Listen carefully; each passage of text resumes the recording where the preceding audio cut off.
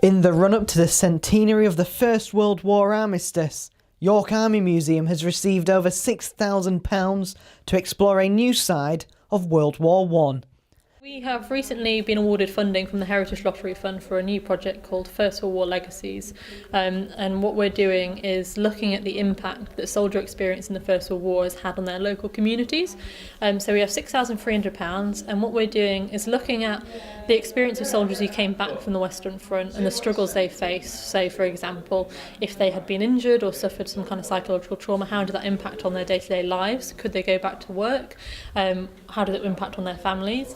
And we're also looking at the impact that soldiers who didn't return had on their local communities. So to do that, we're looking at local war memorials, and we're asking local school groups, community groups and history groups to help us research their local war memorials. So for example, why does it look like it does? Who built it? Who paid for it? And also what happened to the men that are remembered on it? So using museum resources, hopefully we're going to be able to help communities understand a little bit more about their local men that were lost in the First World War.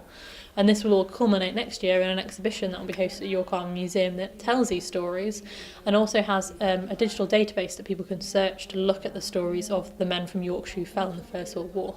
One of the most significant stories we'll be sharing is about one of our Victoria Cross winners. So his name is John Cunningham, and he was from Hull and had served with the Hull Pals.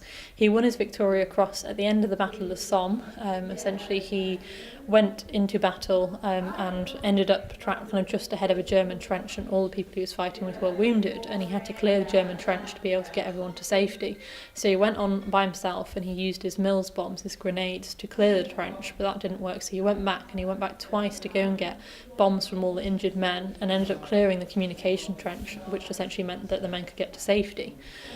He came back to England, got his Victoria Cross, and went back to France in 1917 and was injured quite severely. And when he came back to the UK, he struggled. So he struggled to find work, he struggled with drinking, he isolated himself from his family and seems to have really struggled to get back and adjust to civilian life. So it's that kind of story that we're telling, even for a Victoria Cross winner.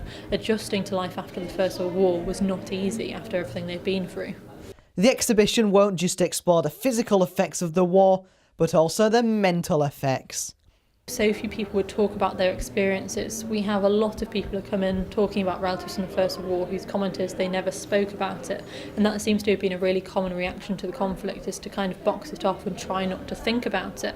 And obviously that would then influence how they live their lives and how they thought about things and how they interacted with their families. So it would have had quite a long-term impact on the men that fought. And the museum doesn't just want people to remember soldiers' time in the war, but also their lives afterwards. It's important to remember when they were fighting and what happened to them, but it's equally important to remember what happened to them afterwards, because only then can we really appreciate what they went through. So I think I'll remember on Sunday most times, people go to their local war memorial and they think about the guys that had fallen, and that's incredibly important. But we would also like next year for people to think about people that had fallen, but think about maybe one individual from their local area that fell in the war and think about his personal story and what he went through. But also remember the stories of the people who came back, because they suffered for years quite often with injuries or psychological trauma from the war, and their struggle is just as relevant and just as important to remember as those who died. Aaron Renfrey, That's TV.